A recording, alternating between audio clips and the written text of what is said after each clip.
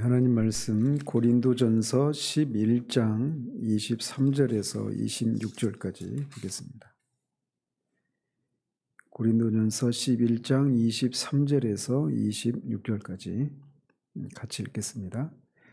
내가 너희에게 전한 것은 주께 받은 것이니 곧 주 예수께서 잡히시던 밤에 떡을 가지사 축사하시고 떼어 이르시되 이것은 너희를 위하는 내 몸이니 이것을 행하여 나를 기념하라 하시고 식후에 또한 그와 같이 잔을 가지시고 이르시되 이 잔은 내 피로 세운 새 언약이니 이것을 행하여 마실 때마다 나를 기념하라 하셨으니 너희가 이 떡을 먹으며 이 잔을 마실 때마다 주의 죽으심을 그가 오실 때까지 전하는 것이니라.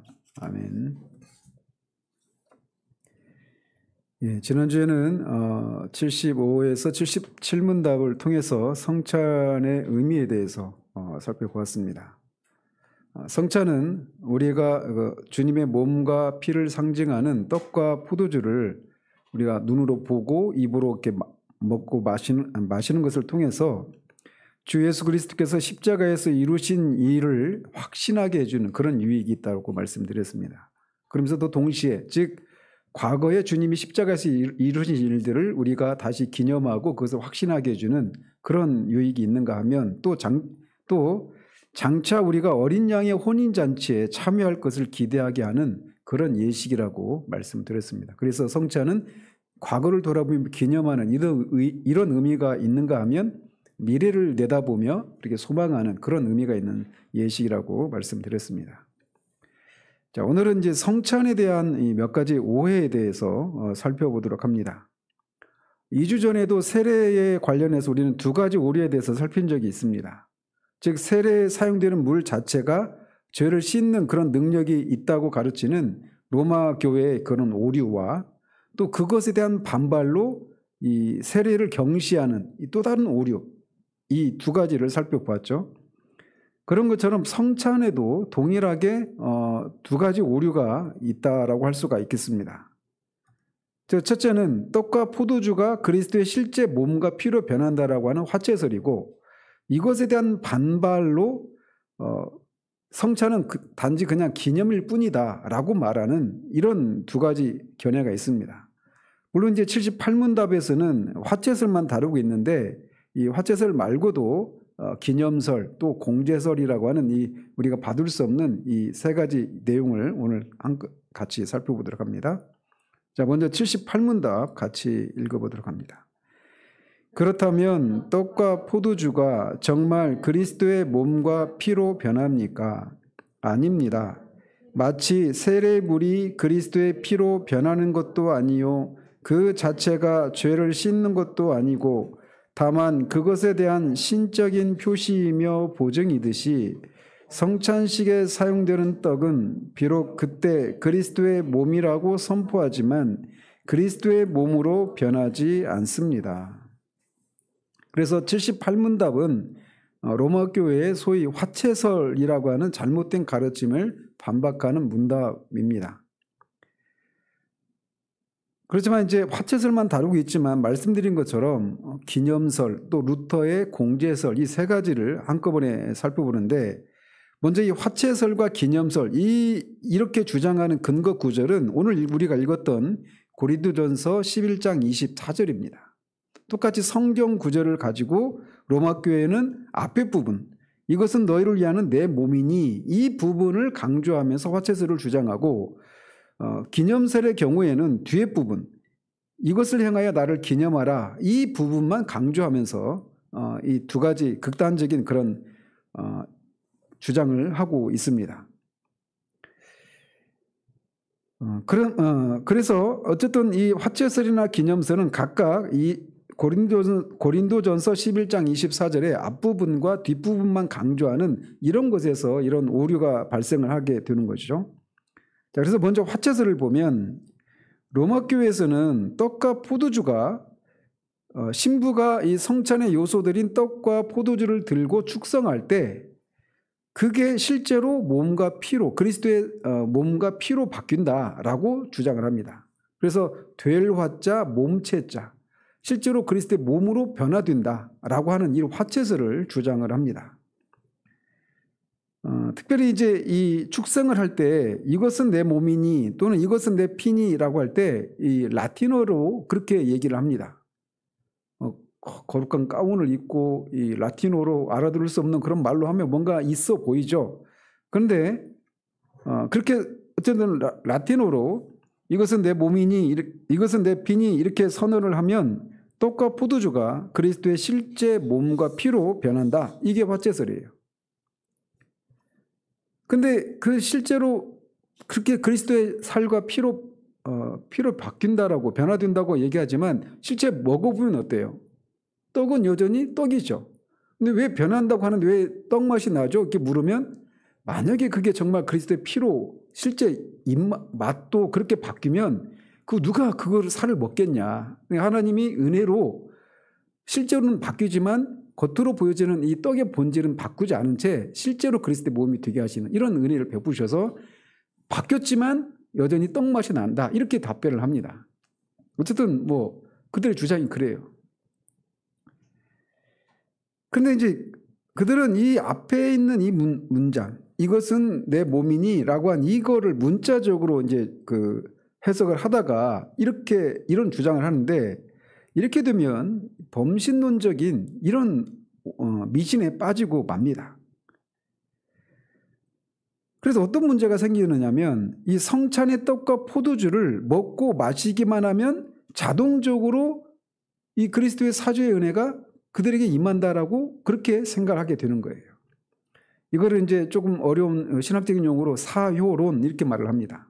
엑스 오페레 오페라토 이렇게 그 라틴어로 그렇게 말을 하는데 이 성찬을 행하기만 하면 그리고 성찬을 행할 때 그 성찬에 참여하기만 하면 자동적으로 그 사람이 이 성찬이 의미하는 그 복음의 약속에 대한 것을 믿든지 믿지 않든지 상관하지 않고 실제로 그리스도의 몸과 그리스도의 피를 마시기 때문에 실제로 그런 사죄의 은혜가 그들에게 임한다. 이렇게 주장을 하는 거예요.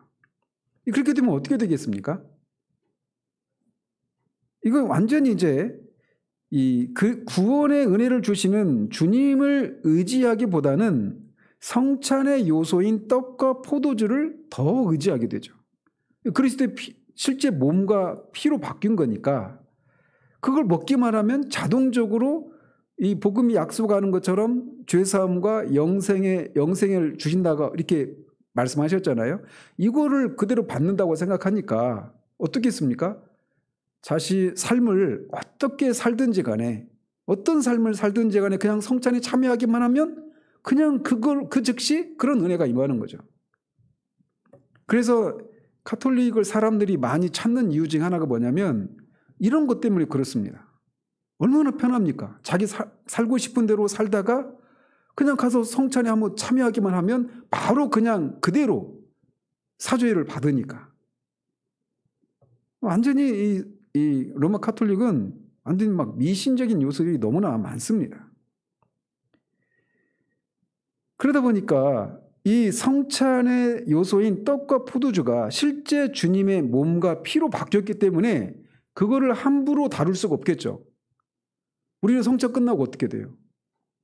막 남은 떡도 먹고 그 포도주도 마시잖아요.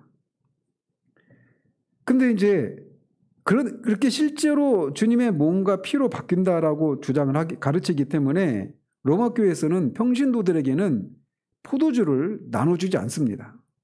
왜 그럴까요? 떡은 받아 먹다가 떨어뜨려도 주워 먹으면 되잖아요. 근데 포도주는 엎질러 버리면 이 주님의 피인데 이거 엎질러 버리면 어떻게 주워 담을 수가 없잖아요. 그래서 이 떡은 나눠지지만 영성체라 해가지고 떡만 나눠주고 그것도 어떻게 해요? 입을 벌리면 넣어주죠. 그리고 부스러기가 떨어지지 않도록 얇게 그냥 이렇게 된 걸로 이렇게 넣어주죠. 그리고 포도주는 신부들끼리만 나눠 마십니다. 그 평신도들에게 나눠주지 않아요. 주님의 피니까. 그래서 문자적으로 이것은 내 몸이니라고 하는 이 말씀, 이것은 내 피니라고 하는 이렇게 문자적으로 시작을 했지만 결과적으로는 미신적으로 되고 맙니다. 그래서 이런 로마 교회 화채설에 대해서 요리문답은 이 세례물이 실제로 그 그리스도의 피로 변하는 것이 아니고 그 물 자체가 죄를 씻는 것이 아닌 것처럼 성찬에 사용되는 떡과 이 그 떡도 비록 그리스도의 몸이라고 이렇게 성례적인 그런 용어를 사용하고 있긴 하지만 실제로 그리스도의 몸으로 변하는 건 아니다라는 겁니다. 그래서 그렇게 되면 또 어떤 오류가 있게 되느냐면 그 그리스도의 몸이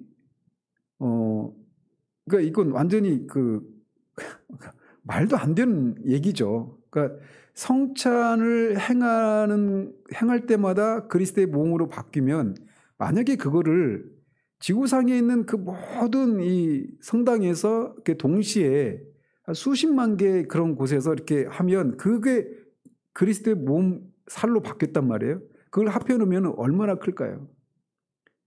엄청 크겠죠.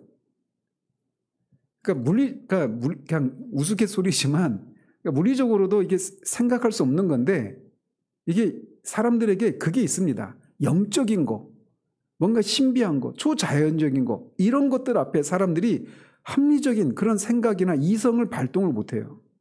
그러니까 많은 사람들이 이단에 빠지고 말도 안 되는 가르침에 빠지는 이유 중에 하나가 뭐냐면 영적인 것들에 대한 사람들의 그런 껍벅 죽는 이런 게 있단 말이죠. 화채설도 그런 요소들이 많습니다. 그래서 이제 그 화채설 성당에서 행해지는 그런 예식들을 보면 굉장히 말이 거의 없죠. 그러니까 기독교는 되게 말이 많아요. 저도 말이 많잖아요. 말이 많은 대신 가톨릭은 굉장히 절제가 있죠. 엄숙하고 말도 적게 하고 말할 때도 굉장히 막 저처럼 이렇게 얘기 안 합니다. 이렇게 막 천박하게. 굉장히 엄숙하고 경건한 말투로 그렇게 느릿느릿합니다. 행동도 그렇고. 그래서 뭔가 사람들로 하여금 엄숙한 분위기를 자아내게 하는 그런 어떤 물리적인 것을 통해서. 그러니까 이 화채설은 그래서 받을 수가 없는 것이죠. 이거 완전 미신적인 가르침이죠. 그리고 또 하나 말씀드리면 주님의 그 몸으로 바뀐다라고 할 때 그러면 그 순간에 주님은 어디 계십니까? 하나님 보좌 우편에 앉아 계셔야 되는데 주님이 이제 막 여기저기 흩어져 계시는 거예요. 말도 안 되는 거죠. 그래서 이 화채설을 이제 그동안 이 1000년이 넘는 세월 동안 로마 가톨릭이 이런 성찬이 그런 의미가 있다라고 가르쳤단 말이에요. 그러다가 이제 루터가 이거를 반박합니다. 그래서 이 성찬을 루터는 이 그리스도의 몸으로 실제로 바뀌는 건 아니다. 이렇게 주장을 합니다. 그러면서도 그도 여전히 미완성이죠. 그래서 그가 이제 뭘 주장하느냐면 이것은 내 몸이다라고 하는 것을 문자적으로 그도 문자적으로 이해를 합니다. 근데 이제 어떻게 주장을 하느냐면 그리스도께서 성찬의 요소 안에 영어로 in이죠. 그 다음에 요소와 함께 with 그 다음에 요소 아래 under. 그래서 성찬의 떡 위에 안에 아래 그렇게 함께 계신다. 이렇게 얘기합니다. 이 성찬의 떡이 실제로 주님의 몸인 건 아닌데 이 성찬의 요소인 떡 안에 위에 아래 주님의 육체로 함께 하신다. 이렇게 주장을 해요. 그래서 함께 하신다 해서 이렇게 공제설이라고 하는 이런 가르침을 베풉니다. 근데 이건 역시 이 주님의 인성에 대한 이 신학적인 논쟁을 피해갈 수가 없죠. 그죠? 그 자체가 몸으로 바뀌는 건 아니라고 하는 것까지는 발전을 한 것이지만 여전히 신학적으로 문제가 생기는 거예요. 주님이 그 성찬의 안에 있으면 보좌 우편에 앉아 계신 주님은 몸은 인성은 한 곳에만 존재할 수밖에 없잖아요. 그죠? 근데 이제 이 인성이 여기저기 흩어지게 되는 이런 일들이 있으니까 이건 또 받을 수가 없는 거죠. 이제 그리고 또 하나의 주장이 뭐냐면 스위스의 이 개혁자였던 쯔빙글이라고 하는 분이 주장했던 기념설입니다. 그래서 성찬은 주님의 죽으심을 단순히 기념하는 것이다. 이렇게 가르쳤어요. 그래서 아까 말씀드린 11장 24절의 후반부, 이것을 향하여 나를 기념하라고 했던 이것만 강조하는, 여기에서 이런 주장이 나온 겁니다. 그래서 이 쯔빙글리는 로마 교회 화채설은 미신적이니까 말할 것도 없이 잘못된 것이고, 루터의 공제설도 결국은 미신적인 대로 떨어질 수밖에 없습니다. 결론적으로는. 그래서 그것을 반대해서 이것을 향하여 나를 기념하라고 하는 이 부분을 따라서 여기서도 이것은 너희를 위하여 주는 내 몸이니 이렇게 말을 해서 몸이니라고 했지 몸이 되었으니 이렇게 화채라고 말을 안 했다라고 하는 것을 지적을 합니다. 그래서 화채설을 성경적인 근거가 없다라고 주장을 하면서 단지 여기에서 말씀하고 있는 것처럼 기념하는 것이다. 주님의 죽으심의 의미를 기념하는 것이다. 이렇게 얘기를 했던 겁니다. 그러면 성찬에는 기념의 의미가 없느냐? 있습니다. 근데 쯔빙글리가 말하는 기념과 성경에서 말하는 이런 성찬을 기념하라고 할 때 그 기념의 의미가 조금 달라요.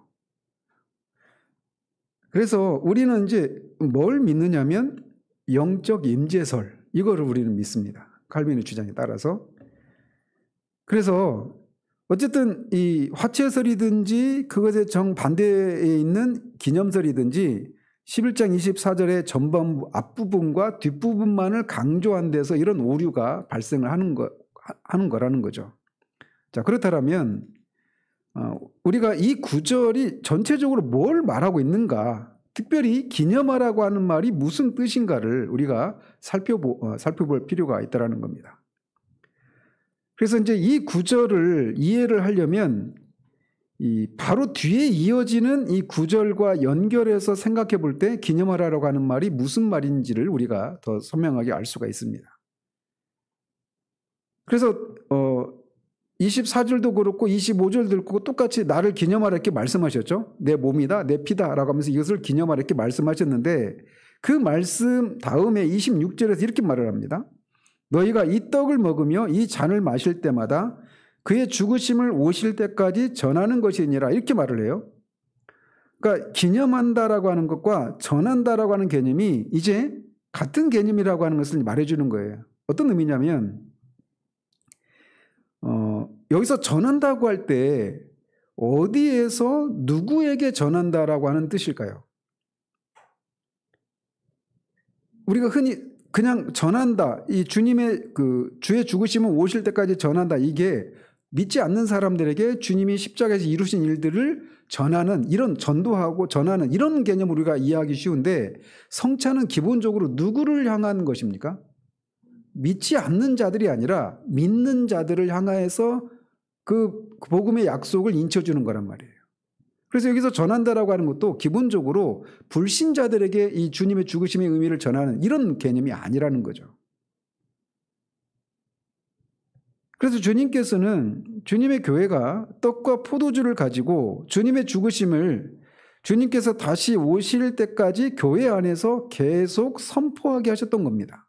주님의 죽으심의 의미가 무엇인지, 그리고 그 주님의 죽으심의 의미를 상징하는 신적인 표인 이 떡과 포도주가 어떤 의미가 있는지, 그리고 이것을 먹는 자마다 어떤 은혜가 있는지, 이런 것들을 성찬을 행할 때마다 선포하도록 하셨던 거예요. 그래서 우리가 이제 교회 성찬할 때도 항상 이것과 관련된 성경 구절을 제가 이제 분병이나 분잔할 동안에 낭독을 하지 않습니까? 이제 그런 것도 이제 여기와 연결되어 있는 겁니다. 그래서 교회 안에서 그리스도의 죽으심을 선언할 때 그것을 믿는 사람들은 죄 사함과 영생을 얻습니다. 그러니까 주님의 죽으심을 전한다라고 하는, 선포하는 것다라고 하는 것은 어떤 의미에서 보면 주님의 죽으심을 기념하는 것이죠. 그러니까 주님의 죽으심을 기념하는 거란 말이에요. 나를 기념하라고 할 때 이 주님의 죽으심의 의미를 선포하는 것을 의미한단 말이죠. 근데 이렇게 어떤 것을 기념할 때 실제로 어떤 일이 일어나요? 그것을 믿는 자들에게는 죄사함과 영생과 그리스도와 연합의 유익을, 실제적인 유익을 얻게 되는 것이 있단 말이에요. 이게 쯔빙글리가 말했던 것처럼 단지 그냥 그 주님의 죽으심을 기념한다라고 해서 마치 이게 어떤 세상에서 여러 가지 기념 일이 있잖아요. 그런 기념하는 것과는 다른 의미라는 거예요. 이거를 지금 말씀드리는 겁니다. 그래서 두 가지 측면에서 세상에서 어떤 역사적인 날을 또는 어떤 역사적인 사건이나 어떤 사람을 기념하는 것과 주님의 죽으심을 기념하는 것 사이에는 두 가지 측면에서 차이가 있습니다. 하나는 뭐냐면 기념의 대상에 있어서 차이가 있고 그 기념에 참여하는 사람에게 일어나는 일에 있어서도 차이가 있습니다. 먼저는 우리가 기념하는 대상에 있어서 세상의 어떤 것을 기념하는 경우와 주님의 죽으심을 기념하는 것 사이에는 결정적인 차이가 있습니다. 어떤 결정적인 차이가 있느냐면 우리가 세상에서 어떤 사람을 기념할 때 그 기념하는 만약에 돌아가신 부모님을 기일을 맞아서 가족들이 모여서 이렇게 기념하는 이런 모임을 갖는다고 할 때 실제로 거기에 부모님이 계십니까? 안 계십니까? 안 계시죠. 근데 주님의 죽으심을 기념할 때는 주님이 계시다라는 겁니다. 근데 주님이 계시는데 루터처럼 성찬의 표인 떡 안에 위에 아래 주님이 육체로 함께 하시는 것이 아니라 어떻게 계시느냐면 성령으로 주님이 임재하시는 거예요. 그런 면에서 그 세상에 있는 어떤 사람을 기념하는 것과 이 주님의 죽으심을 기념하는 것 사이에는 실제로 그 기념의 대상인 분이 존재하느냐 존재하지 않느냐 임재하느냐 임재하지 않느냐의 그런 결정적인 차이가 있다는 거예요. 아시겠죠? 그래서 쯔빙글리의 기념설에는 주님이 실제로 성령을 통해서 우리 가운데 임재하신다라고 하는 이것이 빠져 있는 거예요. 아시겠죠? 그리고 그래서 우리가 주님의 죽으심을 기념할 때 부활하신 주님께서 성령을 통해서 그 자리 가운데 우리가 임재하시고 우리에게 주님이 이루신 그 구속의 은혜를 우리에게 실제로 덧입혀 주시는 그런 은혜를 주신단 말이에요. 그래서 나를 기념하라라고 하신 주님께서는 성찬상의 주인으로서 성찬의 그 주인이 호스트가 주님이시라고 그랬잖아요.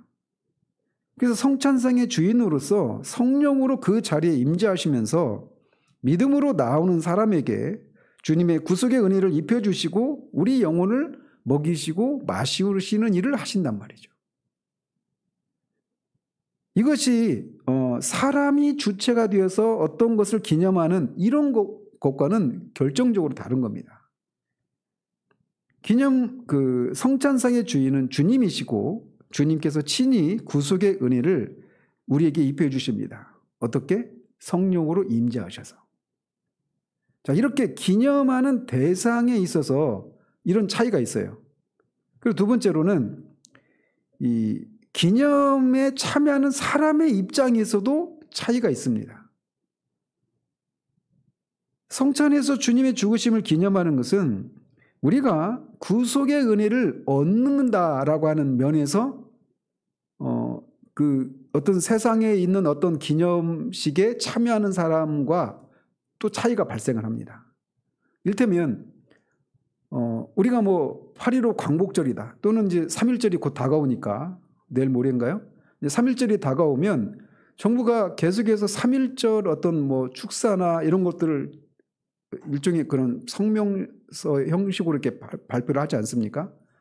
그러면서 역대 정부가 그 성명, 그 3.1절에 그 발표되는 그런 메시지가 일본과 조금 더 친한 정부냐, 그렇지 않느냐에 따라서 이 메시지가 어때요? 3.1절의 의미가 바뀌죠. 근데 주님의 죽으심에 참여할 때 그 주님의 죽으심의 의미가 바뀝니까? 안 바뀝니다. 동서양을 막론하고 어느 시대나 2000년이 지나도록 그 의미는 바뀌지 않아요. 근데 세상의 어떤 기념식은 그 참여하는 사람의 주체가 누구냐에 따라서 그 의미가 바뀝니다. 근데 성찬에서의 주님의 죽으심의 의미는 바뀌지가 않아요. 그 또 하나 어떤 측면이 있냐면 거기 참여하는 사람이 그 기념식에 참여하는 것을 통해서 실제적으로 그 사람에게 어떤 실제적인 어떤 유익을 얻는 게 있습니까? 뭐 애국심이 고취된다, 뭐 이런 거 말고 영혼에 있어서 그 사람이 어떤 실제적으로 유익을 얻는 게 없단 말이에요. 그런데 주님의 죽으심에 참여할 때는 우리가 성령으로 주님께서 임재하셔서 그 주님의 구속의 은혜를 우리에게 실제적으로 유익을 누리도록 하시는 그런 은혜가 있는 거예요. 죄사함과 영생과 그리스도와 연합을 통해서 우리에게 그 구속의 은혜를 우리에게 덧입혀 주시는 그런 은혜가 실제적으로 우리 가운데 임한다라는 거죠. 이런 면에서 단순한 기념의 의미가 아니라 실제로 기념하는 의미가 있죠. 근데 기념할 뿐만 아니라 그 기념 안에는 그리스도께서 성령으로 영적으로 임재하셔서 실제로 그렇게 참여하는 자들에게 그것이 상징하는 바를 실제적으로 우리에게 맛보게 하시는 그런 은혜가 있다는 겁니다. 그래서 우리는 이 칼빈의 영적 임재설 이거를 우리가 따르는 이유가 바로 여기 있는 거예요. 그래서 24절에 이것은 너희를 위하는 내 몸이니 이것을 행하여 나를 기념하라 라고 하신 주님의 말씀을 화채설처럼 앞에만 강조하든지 또는 기념설처럼 뒤에만 강조하는 이 말씀을 두 개로 분리하는 이런 식으로 해석을 해서는 안 되는 겁니다. 성찬상의 주인은 주님이십니다. 그래서 주님께서 성령으로 성찬상의 주인으로 계시면서 이렇게 말씀하시는 거예요. 이것은 너희를 위하는 내 몸이다. 이렇게 말씀하시면서 성찬의 떡을 주시면서 이것을 받아서 먹어라. 그것으로 나를 기념하라. 이렇게 말씀하시는 거예요. 그리고 주님께서 다시 오실 때까지 주님의 죽으심을 성찬상에서 우리에게 선포해 주시면서 우리에게 죄사함과 영원한 생명을 더 풍성히 내려주시고 또 성령을 통해서 주님과 우리를 더 연합하게 하시는 것입니다. 주님께서 성령으로 그 자리에 임재하시면서 우리에게 구속의 은혜를 내려주시기 때문에 내 몸이라 라고 하는 말씀과 기념하라 라고 하는 이 말씀을 나누어서는 안 되는 겁니다. 이 두 가지 말씀을 하신 분이 주님이시기 때문에 우리는 이런 주님의 음성을 듣고 믿음으로 성찬을 받아야 하는 것입니다. 78문답에서 말하고 있는 건 이 성찬의 오류, 화채설만 주장하고 있지만 화채설과 공제설과 기념설은 잘못됐고 이제 그럼 뭐냐? 영적 임재설이 바른 성찬이다. 이것을 말씀드렸습니다. 자, 79문답 같이 한번 보죠. 그렇다면 왜 그리스도는 떡을 자기 몸이라고 또 잔을 자기 피 또는 자기 피를 통한 새 언약이라고 일컬었으며 바울은 왜 떡과 잔을 예수 그리스도의 몸과 피의 연합 교제라고 불렀습니까?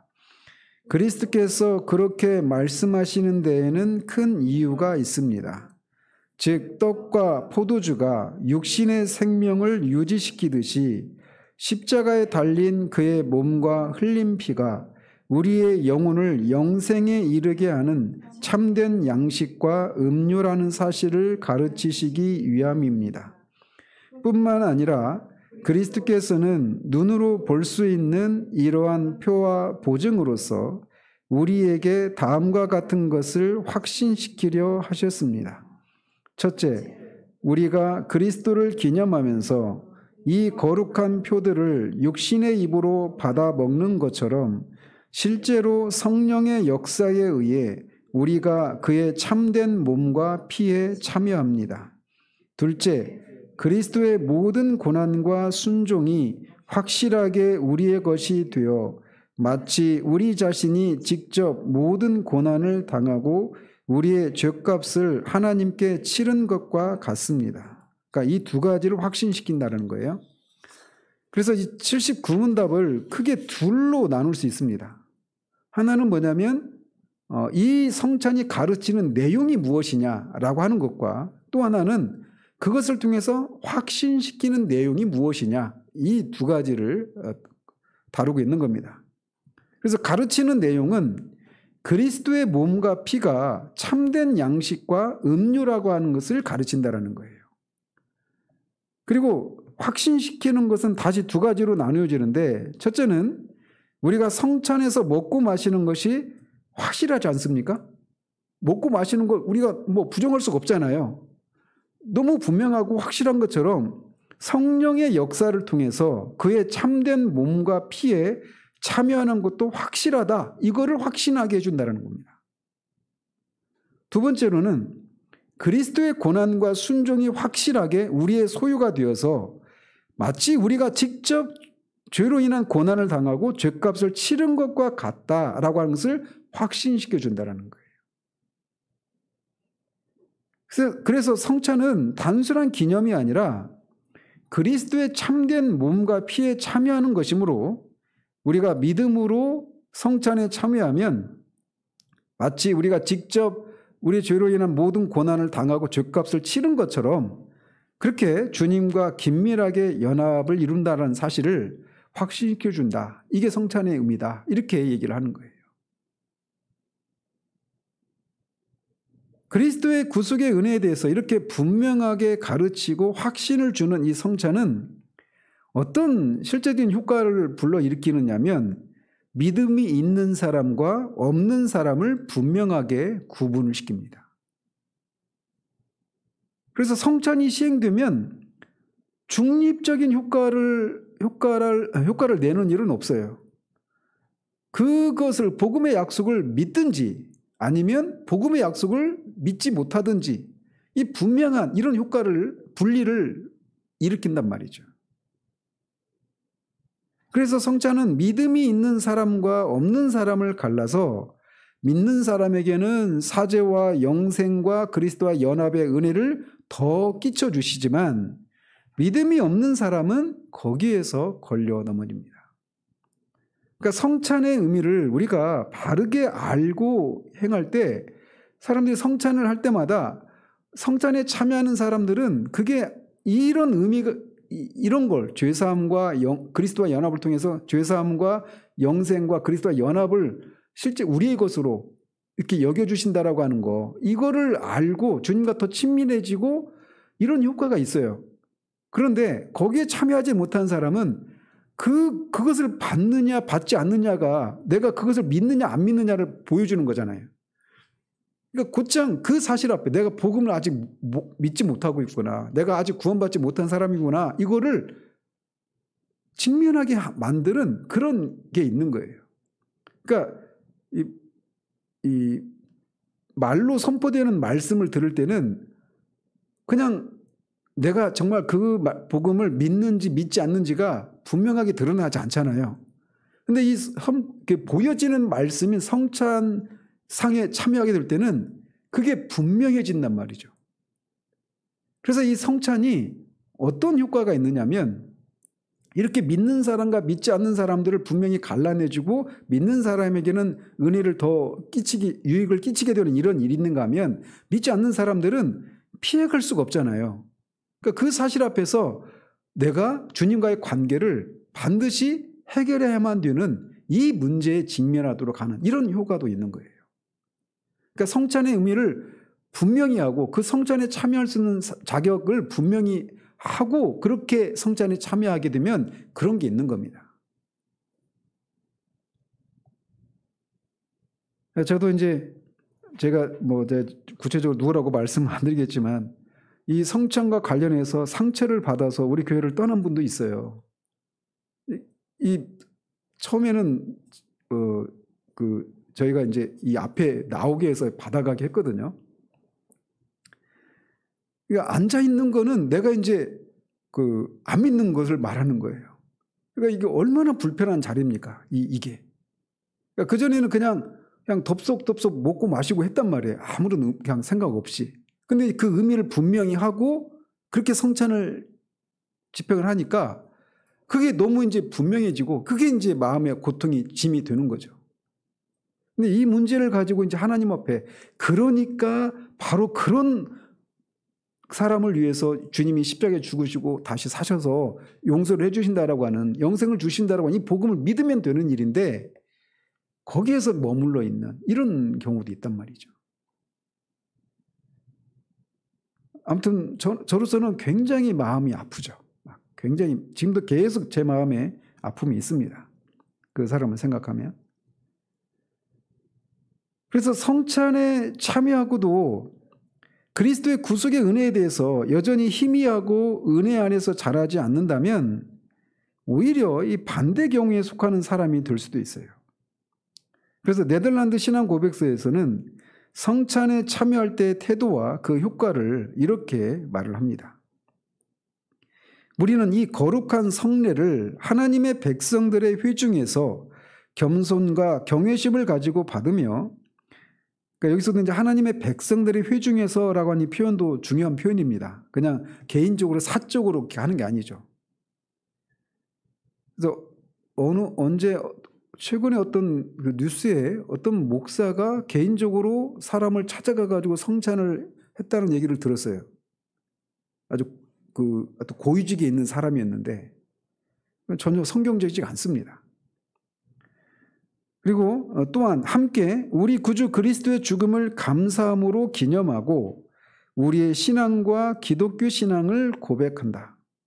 그러므로 이 떡을 먹고 이 잔을 마심으로써 자신에 대한 심판을 먹고 마시지 않도록 하기 위해서 어떤 사람이라도 자신을 조심해서 살피지 않고는 이 상에 나오지 않아야 할 것이다.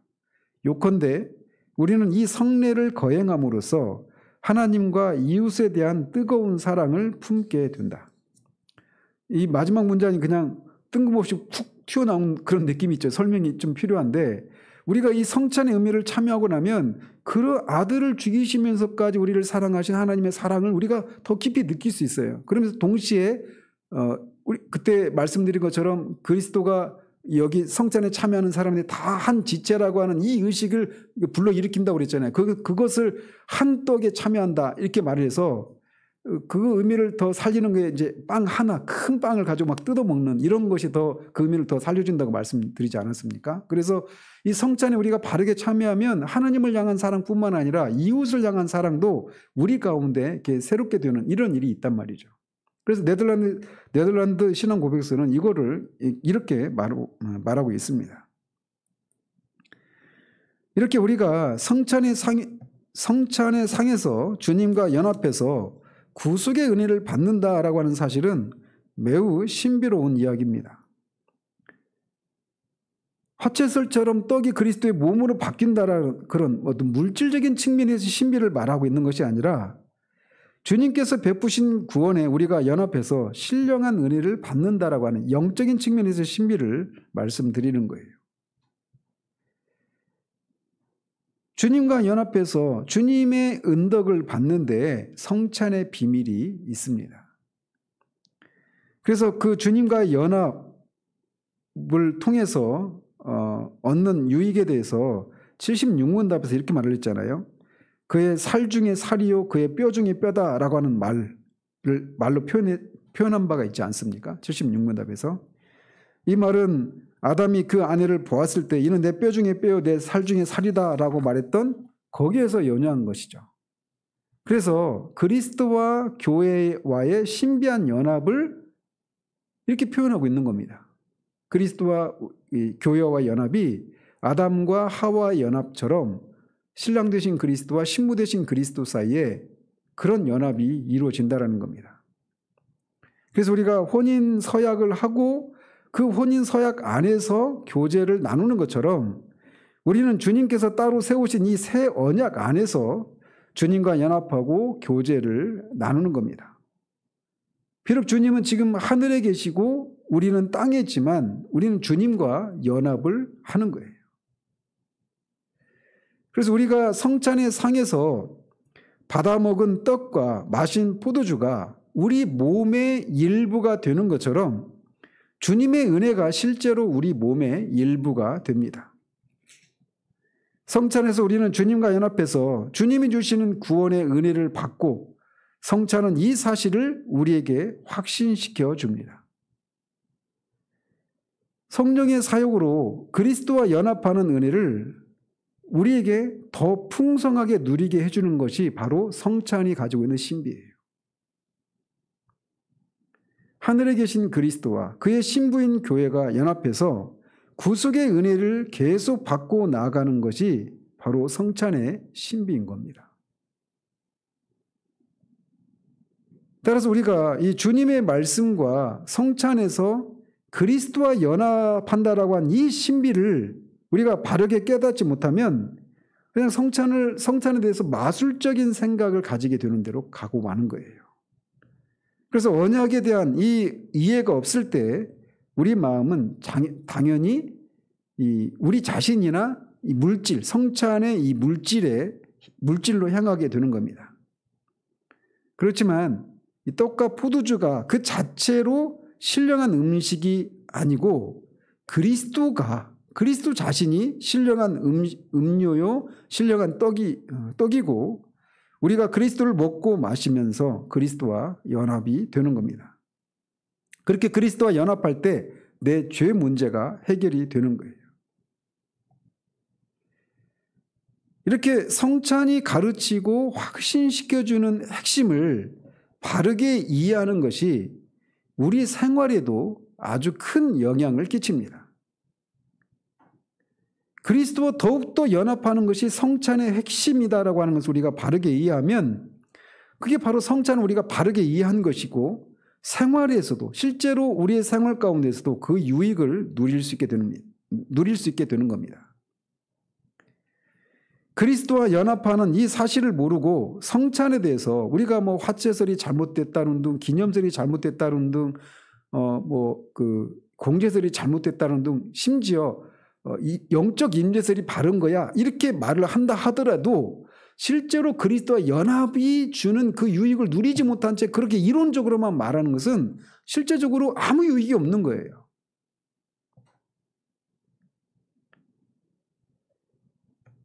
마치 이거는 이 혼인에 대해서 이야기는 많이 하지만 실제적으로 사랑의 관계를 누리지 못하는 것과 같은 겁니다. 그러니까 영적 임재설이 바른 성찬에 대한 그 이론이고 그것이 옳아 이렇게 말을 하지만 실제적으로 그 성찬의 핵심인 그리스도와 연합이라고 하는 것을 우리가 실제로 누리지 못한다라면 마치 혼인 관계는 맺었지만 그 혼인 관계 안에서 그렇게 사랑의 교제를 나누지 못하는 그런 것과 같다라는 거예요. 그렇게 되면 성찬을 그릇되게 시행을 하게 되는 겁니다. 그래서 화채설 비슷하게 무겁게 행하거나 화채설은 당연히 무겁게 행하겠죠. 그죠? 그래서 그 마틴 루터라고 하는 영화를 보면 처음으로 그가 사제가 되었을 때 성찬을 집례하는데 어때요? 이게 포도주 잔을 받고 막 더덜더덜 막 떨죠. 이게 막 그 주님의 피니까. 결국 막 흘리죠. 얼마나 엄숙하고 무서울까요? 주님의 피를 한 방울이라도 흘리면 안 되니까. 그래서 화채설은 굉장히 무겁고 엄숙하게 진행이 될 수밖에 없습니다. 성찬이. 그런데 이것에 대한 반발로 기념설을 주장하면서 성찬을 또 가볍게 진행할 수도 있는 거예요. 성찬의 주인이신 주님과 연합하는 것을 모르기 때문에 이렇게 화채설과 기념설이라고 하는 양극단으로 우리가 치닫게 되는 거란 거죠. 그래서 이렇게 성찬의 핵심이 그리스도와의 연합이라고 하는 것을 모르면 성찬의 신비를 그리스도와의 연합을 통해서 우리가 죄사함과 이 영생의 이 복을 더 누리게 되는 그리고 그리스도와 더 친밀한 교제를 나눈다라고 하는 이런 것을 모르면 그게 바로 성찬의 신비인데 이거를 다른 곳에서 찾게 된단 말이죠. 그러면 결국 성찬 자체를 미신적으로 대하게 되는 거예요. 결론이.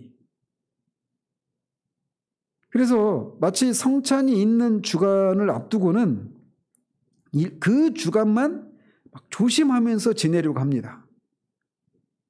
그리고 성찬상 자체에 무슨 신비한 능력이 있는 것처럼 생각해서 교회에서 선포되는 말씀은 소홀하게 생각하게 되는 이런 오류를 범할 수도 있어요.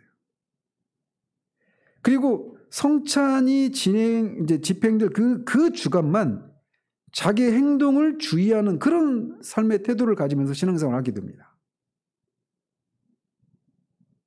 근데 결국은 결론적으로는 내가 영적 임재설을 믿어 이렇게 말을 하지만 이런 모습은 실천적인 측면에서는 로마 교회의 화채설과 동일한 그런 오류에 빠져 있는 모습이라는 거죠.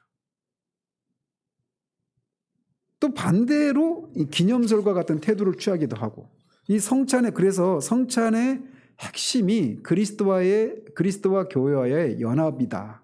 그 연합을 통해서 그리스도의 고난과 순종이 나의 것으로 여겨주시고 내가 죄값을 치른 것으로 여겨주시고, 그래서 죄사함과 영생과 이 그리스도와 연합을 더 풍성하게 누리게 해주신다라고 하는 이 핵심을 놓치면 안 된다는 겁니다. 그래서 부활하신 그리스도께서 성령으로 임재하셔서 은혜를 주시고 신자가 믿음으로 그리스도와 연합해서 구원의 복을 누린다라고 하는 것을 모르면 항상 이렇게 양극단으로 떨어질 수밖에 없어요. 그래서 요리문답은 그리스도와 연합하는 것을 이 중심에 두고서 이 성찬에 대해서 반복해서 가르치고 있는 겁니다. 마지막으로, 자, 그렇다면 그래서 이 그리스도의 죽으심을 기념할 때 실제적으로 성령을 통해서 그리스도가 임재하셔서 우리에게 실제적인 유익을 주기 때문에 이 성찬의 유익은 매우 실제적인 겁니다. 그런데 이제 마지막으로 살펴볼 것은 주님이 성찬을 제정하실 때 뭘로 성찬의 요소를 삼으셨습니까? 떡과 포도주죠. 그죠? 그런데 만일 이 떡이 주님의 몸을 상징한다고 그랬잖아요. 그죠? 그런데 주님의 몸을 상징할 때 더 실감나는 것이 뭘까요? 빵보다. 고기죠. 그죠? 그러니까 성찬은 어때요? 구약의 성례인 유월절. 유월절의 성취가 성찬이라고 그랬잖아요. 유월절에는 뭘 합니까?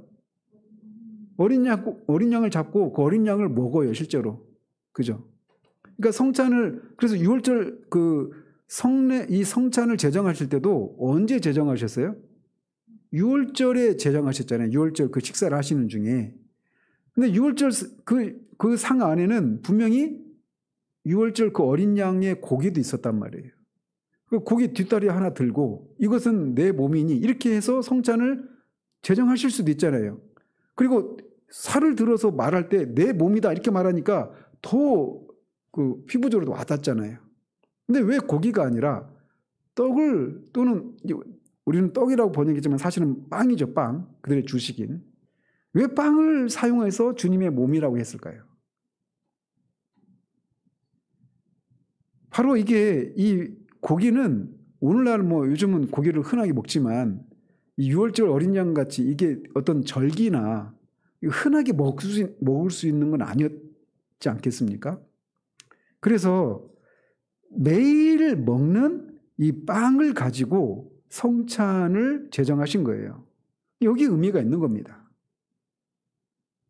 그래서 주님께서는 일상적인 양식인 이 빵을 성찬의 요소로 사용하셔서 우리가 주님과 나누는 교제가 일상적인 것이어야 한다라고 하는 것을 가르쳐주고 있는 거예요.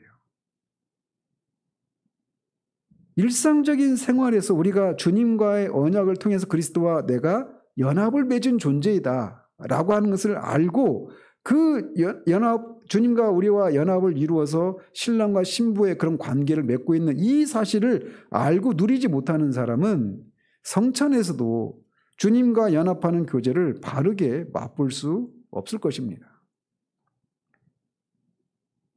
그래서 우리가 이 성찬에 참여할 때 그냥 한 주간만 바짝 우리의 삶을 돌아보고 그 성찬의 주인이신 그 주님의 그 초청에 우리가 이렇게 주님과 그런 그 연합과 그런 교제를 나눌 수 있는 그런 상태로 준비되는 이런 삶을 살아가는 것이 아니라 성찬이 진행되지 않는 그런 주중이라도 그런 주간이 아닌 때라도 평상시라도 우리가 이미 그리스도와 함께 이렇게 그리스도와 연합을 이룬 존재여서 늘 주님과 교제를, 일상의 삶 가운데 늘 교제를 나눠야 되는 이런 사람이라고 하는 것을 늘 염두에 두는 그런 삶을 살아야 된다는 거예요. 그런 의미로 일상적으로 우리가 매일 먹는 이 빵을 사용하셔서 성찬의 요소로 삼으신 것입니다. 그래서 우리는 로마교회 화채설에 대해서 미신적이다 이렇게 비판을 하면서도 우리가 이 언약의 실체를 모르고 그거를 실제로 누리지를 못한다라면 실천적인 측면에서 그들과 별반 다르지 않는 그런 어떤 성찬의 개념을 갖고 있다 이렇게 말할 수가 있는 거예요. 그래서 매일의 생활에서 또 매 주일의 예배에서 주님과 언약의 교제를 누리지 못할 때 그 사람은 이런 오류에 매우 가까이 있다라고도 말할 수가 있는 겁니다. 그러니까 매일의 삶 가운데서 그리고 매주 선포되어지는 말씀 속에서 주님과의 그 언약의 관계를 우리가 알고 누리는 이런 것이 늘 있어야 되는 거예요. 그런 것과 함께 이제 더 눈에 보이고 입으로 맛볼 수 있는 이런 방식을 통해서 더 확신케 해주는 겁니다. 그런 것들을 말씀을 통해서 귀로 들리는 그 말씀을 통해서 우리에게 말씀해 주신 것을 눈으로 보는 방식으로 그것을 더 확신해 주는 가르쳐주고 확신케 해주는 이런 것이 성찬이 우리에게 성찬이 그런 것을 주기 위해서 제정하신 것이라는 거예요. 그래서 우리가 이 성찬에 대해서 우리가 계속 살펴왔는데 이런 것을 우리가 알고 이 성찬을 참여할 때마다 정말 그 깊은 의미를 이해하고 성찬을 통해 주시고자 하시는 이런 은혜를 우리가 마음껏 누리는 그런 우리들 되길 바랍니다. 기도하겠습니다. 하나님 아버지, 성찬에 대해서 잘못된 오해를 하고 있는 것들이 어떤 것이 있는지 또 성찬이 무엇을 가르치고 성찬을 통해 우리에게 주님이 확신시키고자 하셨던 것이 무엇인지에 대해서 오늘 우리가 살폈습니다. 하나님, 우리가 이 성찬에 대해서 계속 들은 말씀처럼 성찬의 핵심이 그리스도와의 연합을 통해 죄사함과 영생과 그리스도와의 연합의 그 교제를 풍성하게 누리게 되는 것이 성찬의 핵심에 있음을 알고 성찬에 참여할 때마다 또 뿐만 아니라 이 성찬에 참여하기 전이라도 우리가 이미 그리스도와 그런 연합을 이룬 존재로서 그렇게 죄사함과 영생의 복을 누리고 있는 사람이라고 하는 그 인식을 가지고 그렇게 일상의 삶 가운데서 그렇게 주님과 교제를 나누는 삶을 살고 그러다가 또 그것을 더욱더 분명하게 확실하게 인쳐주시는 성찬의 기꺼움으로 참여할 수 있는 그런 우리 모두 될 수 있도록 도우시기를 원합니다. 예수 그리스도 이름으로 기도합니다. 아멘.